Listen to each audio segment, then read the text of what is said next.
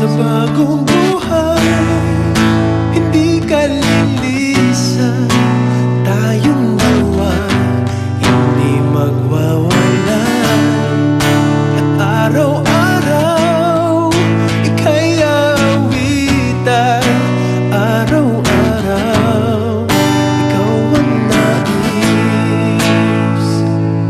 na.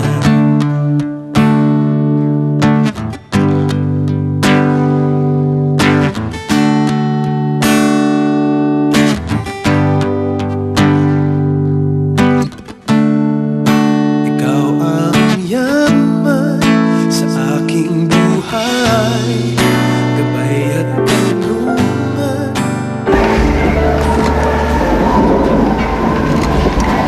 Okay naman nandito ako.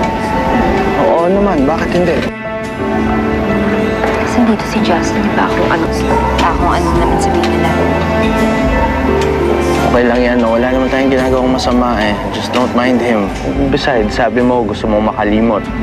Kaya dapat wala kang pang-ilove sa ibang tao. Sa bagong buhay, hindi ka lilisan. Tayong dalawa'y hindi magwawalay. At araw-araw, ika'y awitan. Araw-araw, ikaw ang nais tingnan. Kamusta kayo ni Natasha? Well, wala pa rin naman pagbabago since the last time we talked. She still hates me. And I can't say that I'm over her yet. Ang iniisip ko na lang, siguro may mas malaking dahilan talaga kung bakit hindi natuloy yung kasal namin. Hopefully, maybe one day, everything will make sense.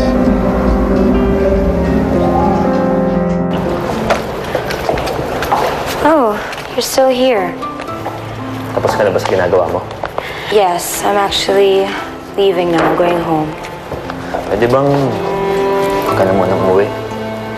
Mag-ihay na muna tayo. Third, I'm kind of tired. I just want to go home. Then that's all more the reason para lumabas tayo. Para makapag-anuhin ka man lang. Natasha, please just say yes. I don't know. Maybe next time na lang. Alam mo, kung meron lang akong 1 milyon dyan sa kaka-next time mo, malamang bilyonaryo na ako. Pero hindi ko pa rin tinitigil sa pangungulit.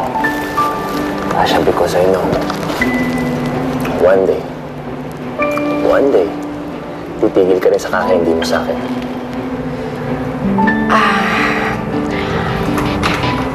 Third, I'm really tired. I think I'll have to decline first. Sige. Ganito na lang. If you say no to me one more time, I'll just deflate your tires. And you don't have any other options but to ride with me. Pero syempre, bago kita ihatid, magdi-dinner muna tayo. So choose. Yes or no? Fine. Dinner it is. Does it look like I have a choice? Well, ikaw, kamusta ka na nga pala? The last time, sabi mo, baka bumalik ka na sa legacy. Malabo na ata yun. Bakit naman? Mahabang kwento. Meaning you don't wanna talk about it, di ba?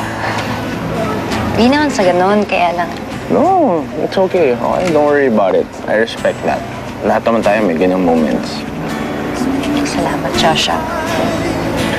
Basta ang gusto ko lang kahit na ano pa maging bago mong trabaho, gusto ko maging masaya ka. Sigurado naman din na mag-excel ka doon in no time. Kasi magaling ka. Hindi ka ba nababother na doon ako nagtatrabaho sa kalaban ng legacy? In a perfect world, business would remain business, di ba? Minsan lang naman talaga matindi yung competition kaya nagkakapersonalan. Iba kasi yung kaso ko eh. Siyempre, po ako na may-ari ng Legacy, tas doon ako nagtatrabaho sa kalaban nilang kumpanya. Diana, a company doesn't define who you are. Always remember that. Salamat, Josh.